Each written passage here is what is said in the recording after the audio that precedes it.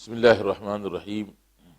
صراط الذین انعمت علیہم غیر المغضوب علیہم ولا الضالین آمین۔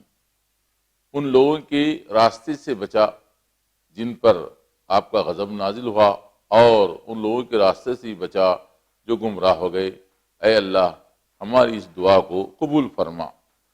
تو صراط مستقیم کا تو بیان ہوا کہ صراط مستقیم جو ہے کتاب و سنت ہے، اللہ رسول کے حکم کے مطابق زندگی کے تمام معاملات کو طے کرنا اور قرآن و حدیث کی روشنی میں زندگی بسر کرنا، اس صراط مستقیم ہے۔ اور یہ راستہ، زندگی کا یہ راستہ جو ہے اللہ کے نیک بندوں کا راستہ ہے۔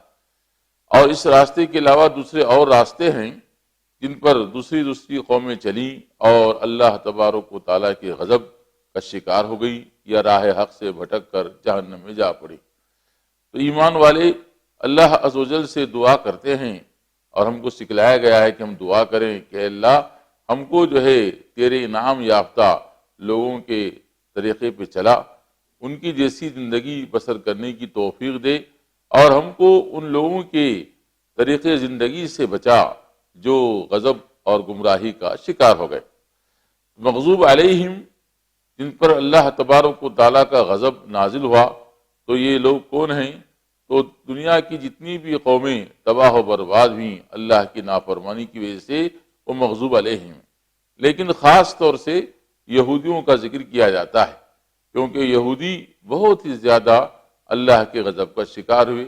اللہ تبارک و تعالیٰ نے قرآن کریم میں ان کی بار بار مذمت کی ہے اور فرمایا ہے کہ یہ وہ لوگ ہیں جو اللہ کے غضب کا شکار ہو گئے۔ اور گمراہ دنیا کی ساری قومیں ہیں جو اسلام کے راستے سے ہٹ گئیں اور انبیاء کرام کی مخالفت کی، تو ان میں سب سے زیادہ گمراہ جو ہے عیسائی ہیں، کیونکہ عیسائی باوجود ہے کہ ان کے پاس علوم کثیر ہیں، علماء بہت زیادہ ہیں اور اسباب علم بہت میسر ہیں، لیکن اس کے باوجود وہ لوگ جو ہے معمولی سی بات کو سمجھ نہ سکے اور انسان کو اللہ بنا دیا۔ اس سلسلے میں امام احمد بن حنبل رحمہ اللہ نے ایک حدیث روایت کی ہے۔ حضرت عدی بن حاتم رضی اللہ تعالیٰ عنہ کہتے ہیں کہ ہمارے پاس اللہ کے رسول صلی اللہ علیہ وسلم کا لشکر آیا تو سب لوگ بھاگ گئے، حضرت عدی بھی بھاگ گئے، تو جو لوگ وہاں موجود تھے گرفتار ہوئے۔ وہ کہتے ہیں کہ گرفتار ہونے والوں میں میری پھوپھی بھی تھیں اور دوسرے رشتہ دار بھی تھے۔ یہ لوگ مدینہ پہنچے، اللہ کے رسول صلی اللہ علیہ وسلم کے سامنے جو ہے کھڑے کر دیے گئے صف بنا کر۔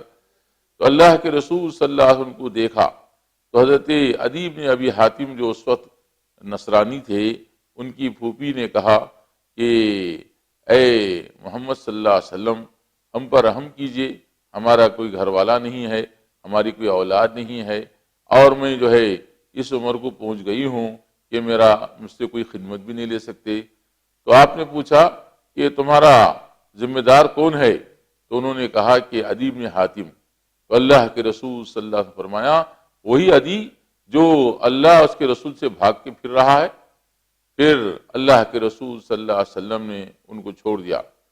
تو حضرت عدی کی پھوپھی کہتی ہیں کہ اللہ کے رسول صلی اللہ علیہ وسلم کے قریب ایک صاحب کھڑے تھے اور میں سمجھتی ہوں کہ وہ علی بن ابی طالب ہیں۔ تو انہوں نے کہا کہ تم اللہ کے رسول صلی اللہ علیہ وسلم سے سواری مانگ لو۔ تو میں نے کہا اے محمد صلی اللہ علیہ وسلم، آپ جو ہے مجھ کو سواری دیجیے آپ۔ تو اللہ کے رسول صلی اللہ علیہ وسلم نے اس کا انتظام کر دیا۔ اب ان کی پھوپھی اپنے مقام پر پہنچی اور حضرت عدی جو ہے بھاگ کر واپس آ گئے تھے، تو سخت ناراض ہوئی، کہا کہ تم نے ایسا کام کیا کہ تمہارا باپ کبھی بھی نہیں کرتا تھا۔ حاتم جو عدی کے باپ ہیں وہ مشہور سخی ہیں، اور ان کی سخاوت کے افسانے اور قصے عربی ادب کا ایک خاص حصہ ہے۔ بنو طے کے خاندان کے قبیلے کے تھے۔ تو عدی کی پھوپھی نے کہا کہ فلاں فلاں فلاں محمد صلی اللہ علیہ وسلم کے پاس گئے اور انہوں نے ان کو نوازا، ان کو فلاں کو نوازا، فلاں کو نوازا، تم بھی جاؤ، وہ معاف کرنے والے اور نوازنے والے ہیں۔ حضرت عدی اب آئے، اللہ کے رسول صلی اللہ علیہ وسلم کی خدمت میں پہنچے تو کہا کہ میں عدی بن حاتم ہوں۔ تو اللہ کے رسول صلی اللہ علیہ وسلم نے فرمایا کہ تم جو ہے کیوں بھاگتے ہو؟ کیا اس لیے بھاگتے ہو کہ لا الہ الا اللہ نہ کہو؟ کیا بتلاؤ اللہ کے سوا کوئی معبود برحق ہے؟ اللہ کے سوا کوئی معبود برحق ہے؟ کیا تم اس لیے بھاگتے ہو کہ اللہ اکبر کہا جائے؟ بتلاؤ کہ اللہ سے بڑھ کر کوئی چیز ہے؟ تو حضرت عدی رضی اللہ تعالیٰ عنہ کہتے ہیں کہ میرے دل میں اسلام داخل ہوا اور میں مسلمان ہو گیا۔ اب اس کے بعد گفتگو ہوتی رہی تو اللہ کے رسول صلی اللہ علیہ وسلم نے فرمایا کہ غیر المغضوب مغضوب علیہم یہود ہیں اور ضالین نصارہ ہیں۔ تو لا کو 2 مرتبہ لایا گیا، غیر المغضوب علیہم ولا الضالین، غیر لا کے معنی میں ہے نہیں نہیں، تو تاکید اور توثیق کے لیے لایا گیا کہ اللہ تو ہم کو مغضوب علیہم کے راستے سے بچا اور گمراہوں کے راستے سے بچا۔ اللہ تبارک و تعالیٰ نے یعنی 2 گمراہ قوموں کا ذکر فرمایا۔ علماء سلف نے کہا کہ یہودی علم ہونے کے باوجود عمل کی وجہ سے برباد ہو گئے، اور نصرانی علم نہ ہونے کی وجہ سے برباد ہو گئے۔ ان کے یہودیوں کے پاس علم تھا، انبیاء کرام علیہم السلام کی تعلیمات موجود تھیں، لیکن خواہشات نفس کی پیروی کی اور جو ہے اللہ کے حکم کی خلاف ورزی کر کے، رسولوں کی مخالفت کر کے اللہ کے غضب کا شکار ہو گئے۔ اور نصرانی علم سے محروم تھے، ان کے پاس عبادت تھی، عمل تھا، اخلاق تھے، لیکن علم سے محروم تھے، علم الہی کو بھلا دیا اور جو ہے گمانات، قیاسات اور اوہام اور شکوک شبہات کی پیروی کرنے لگے، بھٹکتے چلے گئے، اس لیے ان پر گمراہی کا لقب ثابت آ گیا۔ تو یہودی علماء ہیں لیکن بے عمل ہیں، اور نصرانی یعنی عمل والے ہیں، اچھے اخلاق کردار والے ہیں، لیکن بے علم ہیں، اسی لیے انہوں نے حضرت عیسیٰ علیہ السلام کو معبود بنا لیا اور ان کے بارے میں مختلف قسم کے مشرکانہ عقائد کو ایجاد کر لیا، تثلیث کا عقیدہ، ابنیت کا عقیدہ اور اسی طرح دوسرے باطل عقیدے انہوں نے ایجاد کر لیے، اور اللہ تبارک و تعالیٰ سے عاجزی کرنے، مانگنے، گڑ گڑانے اور اسی کی بندگی کرنے کے بجائے حضرت عیسیٰ علیہ السلام ان کے والدہ میں اٹک کے رہ گئے۔ اور یہودی لوگ علم تھا ان کے پاس، لیکن خواہشات نفس میں پڑ گئے اور تعصب میں، فخر و قومی و فخر و غرور میں مبتلا ہو گئے، اور دنیا کی دیگر اقوام کو، آدم کی اولاد کو حقیر سمجھا اور اپنے لیے ہر چیز کو جائز کر دیا، اس لیے وہ جو ہے اللہ تبارک و تعالیٰ کے غضب کا شکار ہو گئے۔ تو سیدھا راستہ جو ہے علم و عمل کے ساتھ ہے، ایک تو دین الہی کا علم حاصل کرنا، اللہ رسول کی بات کو سمجھنا، توحید و سنت کو جاننا، یہ پہلا مرحلہ ہے، اچھی طرح علم حاصل کرنا۔ اور دوسرا مرحلہ عمل کا ہے، یعنی اپنے آپ کو اللہ رسول کی تعلیمات کے مطابق بنانا اور ہر قسم کی کجی، گمراہی، شہوات، خواہشات، یہ نفسانی کے شدت سے بچنا، اور پھر جو ہے اللہ رسول کے حکم کو سامنے رکھنا، عمل اسی کے مطابق ہونا، یہ جو ہے دوسرا مرحلہ ہے۔ یہ دونوں چیزیں جمع ہو جائیں تو صراط الذین انعمت علیہم ہو جاتا ہے، یعنی اللہ تبارک و تعالیٰ کے انعام یافتہ لوگوں کا راستہ۔ تو اللہ عز و جل کے انعام یافتہ لوگ علم والے اور عمل والے ہوتے ہیں، انبیاء کرام علیہم السلام، صدیقین، شہداء اور صالحین۔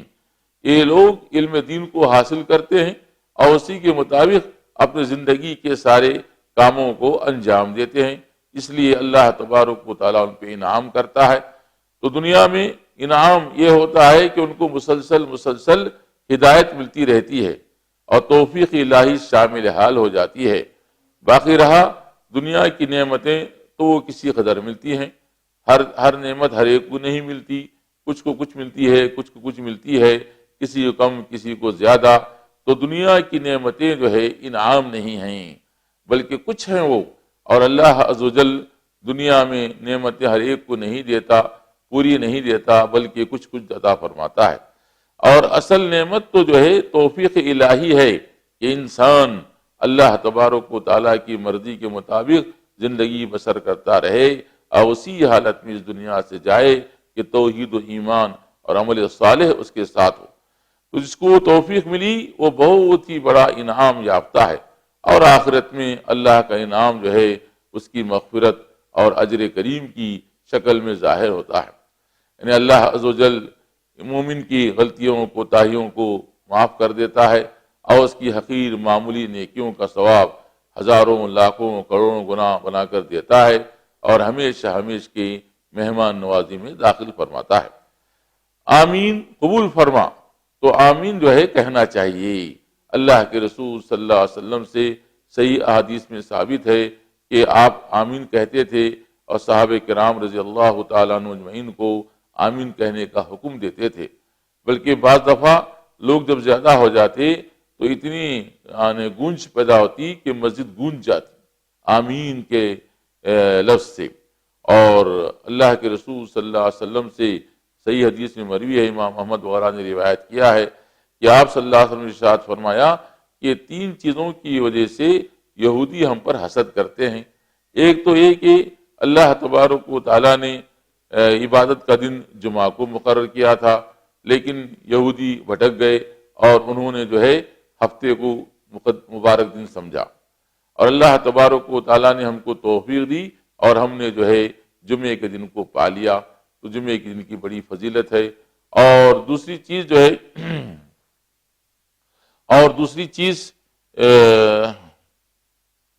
کعبہ یعنی قبلہ ہے، تو اللہ تبارک و تعالیٰ نے نماز عبادت کے لیے قبلہ خانہ کعبہ کو بنایا، لیکن یہودی بھٹک گئے اور انہوں نے بیت المقدس کو اپنا قبلہ بنا لیا۔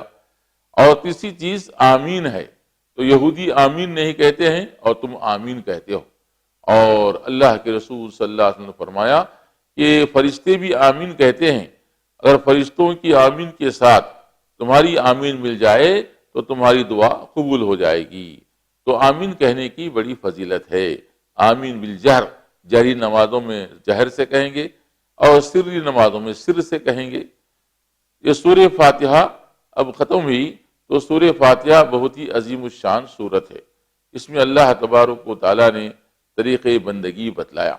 بندگی کا طریقہ یہ ہے کہ آدمی اللہ تبارک و تعالیٰ کی حمد و ثنا کرے، اس کی صفات عظیمہ کو بیان کرے، اور اس کے بعد اپنی جانثاری اور اپنی فرمانبرداری کو ظاہر کرے کہ میں آپ ہی کا بندہ ہوں، آپ ہی کی بندگی کروں گا، اور اپنی عاجزی کو پیش کرے کہ میں آپ کی مدد کے بغیر زندگی کے کسی معاملے کو طے نہیں کر سکتا۔ اے پروردگار، ہر معاملے میں دنیا کا ہو یا آخرت کا ہو، آپ میری مدد فرمائیے، میں آپ کو چھوڑ کے کس سے مدد مانگوں؟ آپ ہی میرے مالک ہیں، مولا ہیں، آقا ہیں، سارے جہاں کے پروردگار ہیں، قادر ہیں، ہر چیز پہ قدرت رکھنے والے ہیں، اور بہت ہی رحم کرنے والے، بہت ہی نوازنے والے ہیں۔ تو اے پروردگار، آپ مجھے نوازیے اور آپ کی مدد کو میرے شامل حال فرمائیے۔ پھر اس کے بعد سب سے اہم چیز جو ہم کو اللہ تبارک و تعالیٰ سے مانگنا ہے وہ جو ہے سیدھے راستے کی توفیق ہے۔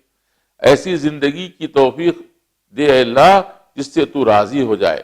ہماری صبح و شام، ہمارے دن و رات، ہمارا کمانا خرچ کرنا، ہماری عبادت و بندگی، ہمارے معاملات اے پروردگار سارے کے سارے تیری مرضی کے مطابق ہوں۔ تو اسی راستے پہ ہم کو چلانا اور مرتے دم تک اسی راستے پہ قائم رکھنا، اور ہم کو اے اللہ گمراہ لوگوں کے اور نافرمان لوگوں کے راستے سے بچا، جنہوں نے تیری نافرمانی کی یا بھٹک گئے اور جہنم کے حوالے ہو گئے۔ اے پروردگار، تو ہم کو ان تمام برے لوگوں کے راستے سے بچا اور تیرے پیارے بندے انبیاء کرام علیہم السلام اور صدیقین، شہداء، صالحین کے راستے پہ چلا، انہی کو ہمارا اسوہ و نمونہ بنا دے، اور انہی کی مطابعت اور انہی کی پیروی کے ہم کو توفیق عنایت فرما، آمین۔ تو یہ جو ہے سورہ فاتحہ تھی، جو بہت ہی عظیم الشان صورت ہے، اور اس میں بہت ہی زیادہ اللہ تبارک و تعالیٰ نے فوائد کو رکھا ہے، برکتوں کو رکھا ہے۔ یہ تو آخرت میں اس کی برکت حاصل ہوگی، اور دوسری دنیا میں بھی اللہ عز و جل اس کی برکتوں کو ظاہر فرماتا ہے، اور بندے مومن کو بہت ساری برکتیں دنیا میں ملتی ہیں، اور یہ سورہ فاتحہ بیمار پر پڑھ کر پھونکنے سے شفا حاصل ہوتی ہے، اور مختلف قسم کے اس میں فوائد ہیں۔ اللہ عز و جل ہمیں سورہ فاتحہ کے معنی مفاہیم کو سمجھنے، اس کو اپنانے اور دل و جان سے اس کو اپنانے اور دل میں دماغ میں بسانے کی توفیق عنایت فرمائے، آمین الحمد للہ رب العالمین۔